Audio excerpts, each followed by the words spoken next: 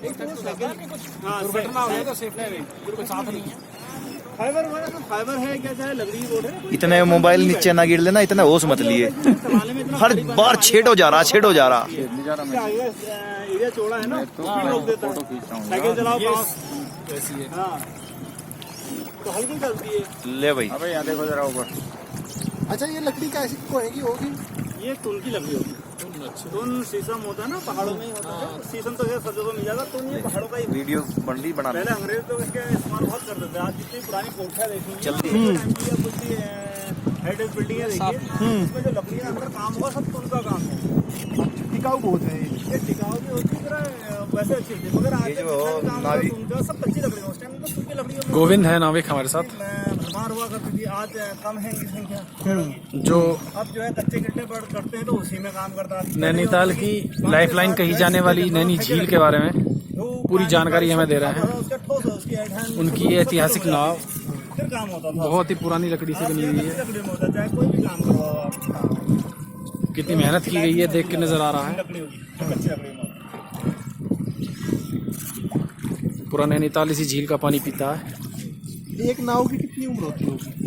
एक नाव तो एक चल रहे, फिर आप अपना व्यू देना। नई बोट बनाने मगर मेन लाइसेंस की कीमत है, लाइसेंस नहीं मिलता। लाइसेंस में एक बोट की कीमत 5 लाख के आसपास। ये आपके लाइसेंस की? लाइसेंस, हाँ लाइसेंस की लगा लीजिए। अम्बुस क्योंकि जो नया लाइसेंस मिलता नहीं है ना। इनके व्यू लो, ये कैसा महसूस ये उधर से आप लोग है ना, वैसे बढ़ ये पकड़ लो अभी हमारी तरफ आप दूंगा। डॉक्टर सनेवीर पुंडीर जी, आप कैसा महसूस कर रहे हैं? ठीक महसूस कर रहे हैं, ठीक महसूस करने के लिए यहाँ है यार। बढ़िया महसूस कर रहे हो। डर तो नहीं रहे आप? डर तो नहीं रहे? 5 लाख रुपए का लाइसेंस कितने दिन तक वैलिड रहता? ऐसा होता है सर, ये अंबुज त्यागी जी, जैसे लाइफ टाइम के लिए है ना, 5 लाख का लाइसेंस नहीं हुआ, उसकी वैल्यू जो है वैसे बढ़ गई बेरोजगारी की आप अपने वजह से। हाँ जैसे ये आप बोट अपने है, विचार ये दीजिए। 90 में बनी थी, तो 90 में ये 35 रुपए का लाइसेंस था इसका।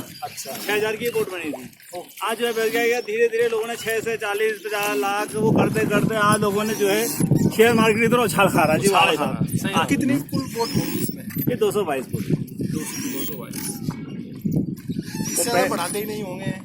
नहीं उससे वो 290 में ना 222 बोटें हैं, फिक्स हो गई, तभी तो इसका लाइसेंस की कीमत बढ़ गई। पैसे बढ़ गई ना। अब कोई पर्सनली बेचता है प्रॉपर्टी की तरह। आपको सैलरी मिलती है या क्या? नहीं नहीं, ग्राउंड पे बस है, सैलरी पे नहीं, ग्राउंड पे। ये वो होगा बना हुआ आपका, ये जो पूरा क्लब है ना। हाँ, ये उसमें क्लब सब है, पैसा गवर्नमेंट इकट्ठा होता अंडर होगा। आप कितना इसमें 20 रुपए पर टिकट कटता है। गोविंद जी, हाँ। आप कितना कमा लेते हैं? क्या आता है, आ जाता है मेरे ख्याल से पूरे सालों का वैसे ही चलता है। 10,000 अरे दिन में कितना कमा लेते हो एक दिन? एवरेज बता 10,000 रुपये महीना पड़ जाता है। कभी आप हजारों कमा रहे हैं, कभी कुछ भी नहीं कमा रहे वाला है। महीने में होता है, सीजन होता है 2 महीने का। अब पूरा एवरेज निकालो साल पानी इस भर तरह जो हो रहा है क्या चीज है? में। ये एरेशन प्लांट है सर। मछलियाँ देखो इसके अगल बगल बड़ी मछलियाँ आ रही होंगी। हाँ ये जैसे एक्वेरियम में होता है ना। अच्छा हाँ, इसमें ऑक्सीजन आ रही है। हाँ, अब वो नीचे नीचे जो है आपका कहते हैं एयर छोड़ रहे हैं, ऑक्सीजन मार रहे हैं। इसके साथ बुलबुल के साथ कुछ कीड़े मकोड़े आ रहे हैं, छान के खा रहे हैं। हाँ मैं कह रहा था ना, ये ऑक्सीजनेट किया जाता है। ये तो प्लांट है इसमें। हाँ नीचे से हाँ ये ऑक्सीजन मारी जाती हाँ ये पाइपें छोड़ रही है ना इसमें। है। ये ऑक्सीजनेशन इसीलिए है। इसी से पानी पहले तो वो अंग्रेजों के टाइम में जो नैनीताल बना था, आज देखो नैनीताल जो है अंग्रेजों के वैसे बचा है। नहीं तो जगह यहाँ पे बारिशें होती थी, अब तक तो उसके खत्म हो गया होता है। क्या बताया आपने? दोबारा जो बताओ। अंग्रेजों ने जो ये बचा है ना, इसमें जो नालियां बनाई हैं, जगह जगह पे आपकी बारिश होती है। बड़े नाले हैं, जैसे मंदिर के पास निकल रहा, पोर्ट स्टैंड में निकल रहा, इधर निकल रहा, उधर निकल रहा, 7-8 बड़े नाले हैं। उसमें छोटी छोटी नालियां इतनी मिली हैं बेहिसाब, ताकि जमीन कटाव ना हो रही। उनके वजह से आज ये बचा हुआ। पहले क्या था, ये पत्थरों की नालियां हुआ करती थी, तो क्या था जो पानी बह के आता था, जब टकरा के आता था, उछल के, उसमें ऑक्सीजन मिल के आती थी।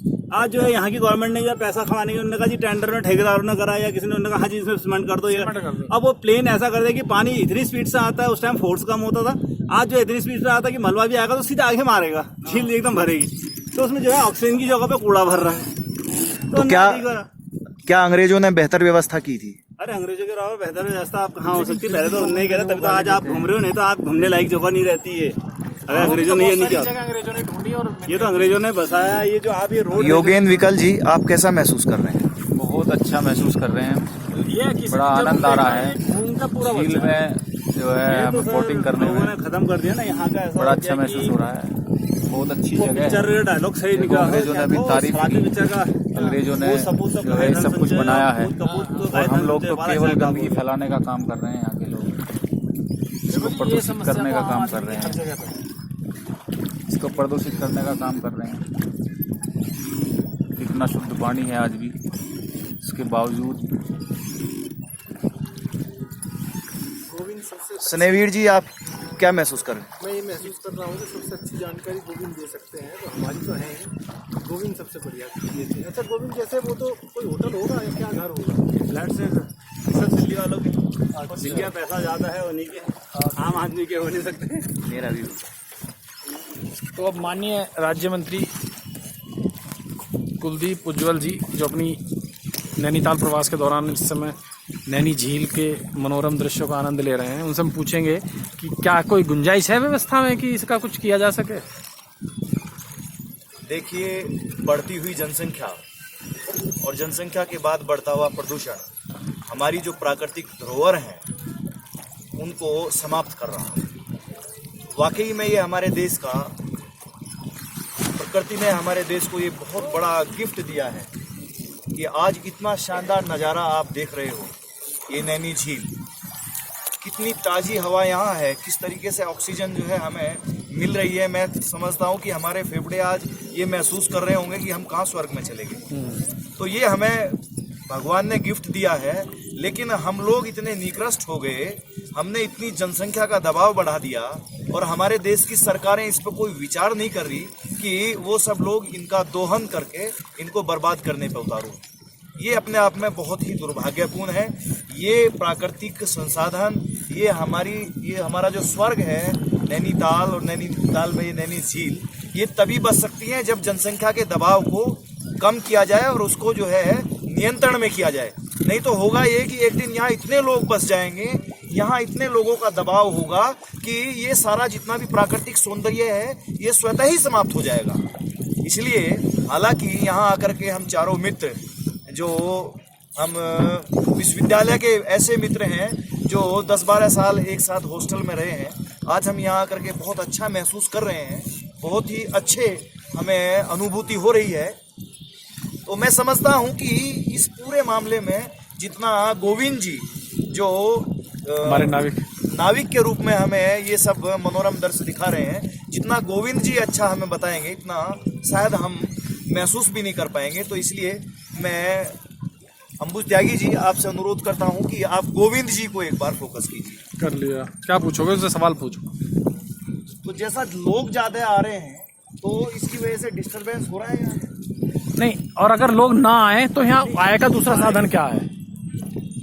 मान लो लोग नहीं आए, कम आए। जिस हिसाब से जनसंख्या बढ़ रही है, नीचे जो है जो अभाव हो रहा है, लोगों शांति सुकून के लिए जो पर्यावरण के तौर पर जो यहाँ आते हैं ना, उनका आना तो स्वाभाविक है। आज 10 आए हैं, अगले साल 20 आएंगे। मगर यह है कि जो नियम है, चाहे आप कंस्ट्रक्शन को लेके देखिए या और चीज़ है या रोडों को देखें, अगर वो नियम और कानून ये पक्के हों और उस पर अमल किया जाए तो इनमें बहुत हद तक आप इसको काबू कर सकते हैं। पब्लिक का आना तो स्वाभाविक है, वो हर कोई आएगा। आप आज आए हैं, आप अकेले आए हैं, कल आप फैमिली के साथ आएंगे, संख्या तो बढ़ेगी, मगर उसका जो है व्यवस्था भी होनी चाहिए। मतलब हाँ, आना तो अच्छी बात है, जितने ज्यादा से ज्यादा लोग आए अच्छी बात है, लेकिन वो जो है नियमों और कानूनों का पालन करें। प्लस जो यहाँ के व्यवस्थापक हैं, वो चाहे जो है सरकारें हों, चाहे जो है न्यायपालिका हो, वो सब जो है यहाँ की व्यवस्था पे ध्यान दें। वो हर कोई, हम चाहते हैं कि एक आम आदमी भी अपनी जिम्मेदारी समझेगा और अधिकारी भी समझेंगे तो ये जो प्रकृति का जो पहाड़ी क्षेत्र है, ये अपने आप में स्वर्ग कहलाएगा। जो स्वर्ग की चिड़िया स्वर्ग कहा जाता है, वो आज आपको स्वर्ग देखने आने वाले टाइम में नर्क से भी बदतर होगा। कि आप जो आदमी नर्क की कल्पना करता है उससे बदतर तो ये पहाड़ी इलाका। वो उसके बाद आप जो प्लेन्स में कह रहे हैं वो तो होगा ही होगा। ये खत्म हुआ तो नीचे खत्म हुआ, पहाड़ का प्रेशर ये खत्म हुआ, लैंडस्लाइडिंग होगी तो नीचे फर्क पड़ेगा, नीचे भी जाएंगे। वो ये होता है कि लोग अपनी जो संसाधन है थोड़ा इच्छाओं को थोड़ा कंट्रोल करें, छोटी जगहों पे अच्छी चीजें करें, साफ सफाई इच्छाओं को कंट्रोल करेगा तो सब चीजें अच्छा होगा। ज्यादातर चीजों का सूत्र है इच्छा पर कंट्रोल।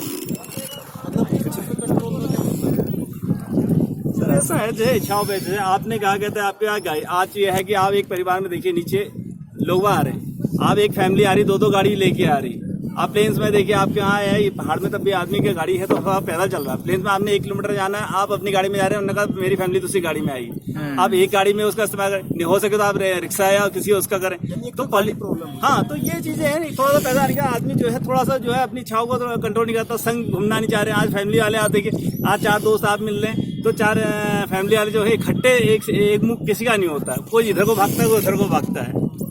तब करें ना, इच्छाओं जो है अपनी इच्छाओं को कंट्रोल करें, आदमी कम से कम साधनों का प्रयोग करें। आ रहे हैं तो एक जगह खड़ी करें। आप जैसे यहीं पर है, आप घूमने के लिए आप टैक्सी है, आपने अपनी गाड़ी लाए ठीक है, किसी टैक्सी को हायर करते उससे आप घूमें, मगर 4 एक है। कुछ ऐसे होते हैं कि 2 अलग टैक्सी करके चले जाते हैं, 2 अलग करके जाते हैं। यह होता है कि उसमें क्या खर्चा तो हुआ मगर पॉल्यूशन में भी तो फर्क पड़ा। पोल्यूशन बढ़ा। तो ये चीजें सब है। अब गवर्नमेंट को है, गवर्नमेंट ने जो आज अंदर गाड़ी आने का, जो ब्रिटिश टाइम में था, पहले अंग्रेजों के टाइम में जो ये सामने बस स्टैंड देख रहे हैं यहीं पर, उस टाइम में गिनी चुनी 5-6 गाड़ियां होती होंगी, उनके अधिकारी की आती, वो वहीं खड़ी होती थी, वो कभी माल रोड के अंदर एंट्री नहीं हुई। जब हमारा देश आज़ाद हुआ उसके बाद धीरे धीरे क्या है कि यहाँ की राजनीति ऐसी रही, क्या रहा कि सबकी गाड़ियां अंदर आने लगी। आज इतना प्रेशर पड़ गया, जो उनने जो लेक में झील के ऊपर जो रोड बनाई, इतना प्रेशर पड़ा कि रोड नीचे क्रैक पड़ गई। आज इतना दराव, पहले छोटी गाड़ियां थी, आज बड़े बड़े ट्रक भी आ रहे हैं। हाँ। जब कुछ नुकसान हो जाता है तब ये प्रशासन जागता है, फिर कहता है जी वही नियम कानून उस टाइम कुछ टाइम के हो जाते हैं, फिर उसमें अमल हो कुछ टाइम, जब तक वो रिपेयर होता है, रिपेयर हो जाता है, उसके बाद वो कुछ दिन तक कानून नियम में तो लागू रहता है, उसके बाद जो है सब भूल जाते हैं। फिर उसी पुरानी उसमें आ जाते हैं। कुछ दिन पहले एक गिर भी गया था ना कोई दीवार। हाँ, वो सर वो सामने है, वो दीवार पे बन गया वो। तो हमारे आज ये देखो, आज चाहे मकान है, आज इतने, जबकि न्यू कसबे इतना वैन है पहाड़ों में, जबकि इसमें वैन हो गया, उसके बावजूद भी आपके हर साल जो है 100 से 200 मकान बने, कैसे बन रहे हैं। और लोकल जो यहाँ का जो बचपन से रह रहे हैं, एक फैमिली से जो है उसकी फैमिली बढ़ते बढ़ते चलो 4-5 की होगी, उसकी अपनी प्रॉपर्टी वो तो नहीं बना पा रहा, जो बाहर वाले के इतने कर सके हैं। इतनी बिल्डिंगें कैसे बन जा रही, वो तो एक मंजिला बिल्डिंग, टीन की छत बना रहा होगा, यहाँ लेंटर वाले आपकी 3-3, 4-4 मंजिले बिल्डिंग है, परमिशन मिल बड़े बड़े होटल, ये नियमों को ताक पर रखकर किया जा रहा है। बताओ ये तो अगर इनमें सबके लिए एक समान होना चाहिए, अगर वो आम आदमी गरीब आदमी के लिए है तो अमीर के लिए भी वही होना चाहिए, तब आप ये प्राकृतिक सौंदर्य जो है बचा रहेगा, नहीं तो आने वाले टाइम में कुछ देखने को नहीं मिलेगा। नियम टीन की छत का है। ब्रिटिश टाइम में तो सर इस टाइम में ये होता कि आबादी कम थी, तो पहाड़ का टेम्परेचर भी बहुत नीचे था, स्नोफॉल होती थी, तो छत इसलिए होती थी कि जब स्नो गिरी तो स्लाइड के नीचे आ जाए, इसमें इतना दबाव नहीं पड़े। अब स्नो उतनी होती नहीं है, लेंटर वाले मकान है, अगर उतना जो जिस हिसाब से लेंटर वाले हैं, इतना अगर स्नो पहले जैसे गिर जाए तो ये बिल्डिंगें धंसने लग जाएंगी। तो इनका कारण ये रहता है। और टीन में एक खासियत होती है कि ठंडी जगह पे टीन की छत बनाने का कारण ये एक रीजन तो ये हुआ कि बर्फ, दूसरा जो है ठंडे में जो है गर्मी का मजा, टीन गर्म होती तो अंदर कमरा गर्म होता है, लेंटर जो है ठंडाई छोड़ता है, ये इसलिए होता है। गोविंद जी का मानना है कि लोगों ने संसाधनों का अधिक प्रयोग करके यहाँ के पर्यावरण को बिगाड़ने का काम किया। गोविंद जी कहते हैं कि अंग्रेजों के जमाने में बस स्टैंड के बाद कोई वाहन आगे एंट्री नहीं करता था माल रोड पे। माल रोड का मतलब होता था कि उस पर पैदल चलते थे, और आज स्थिति ये है कि माल रोड पे पेट्रोल और डीजल का धुआं ऐसे उड़ता है कि जैसे वो बादल बन गए हों। तो मैं समझता हूँ कि हम लोगों ने संसाधनों का अधिक प्रयोग करके इसको बिगाड़ने का काम किया है। आज एक परिवार के अगर 4 लोग हैं तो वो 2 गाड़ियां लेकर के चल रहे हैं, जबकि वो एक ही गाड़ी में आ सकते हैं। ये हमारे लिए बहुत दुर्भाग्य की बात है। गोविंद जी जो यहाँ पैदा हुए हैं, जो जिनका यही सारा बचपन बीता है, और आज वो यहाँ हमें इस प्राकृतिक सौंदर्य को दिखा रहे हैं, उनका मानना ये है कि मनुष्य ने तरक्की जरूर की है, लेकिन उस तरक्की ने कहीं ना कहीं प्राकृतिक संसाधनों को बर्बाद करने का काम किया है। ये हमारे लिए बहुत ही अफसोस की बात है। आप तमाम जितने भी लोग हमें सुन रहे हैं, आप तमाम लोगों को हार्दिक शुभकामनाओं के साथ मैं कहना चाहता हूं कि प्राकृतिक संपदा को बचाए रखने के लिए नियमों का, कानूनों का पालन करना चाहिए। हमें प्रकृति के नियमों का पालन करना चाहिए, ईश्वर को साक्षी मान करके प्रकृति को बचाने का काम करना चाहिए। मैं समझता हूं कि यही सबसे बड़ी पूजा है और यही सबसे बड़ी भक्ति है। जय हिंद। ये लाइव पर रखा है।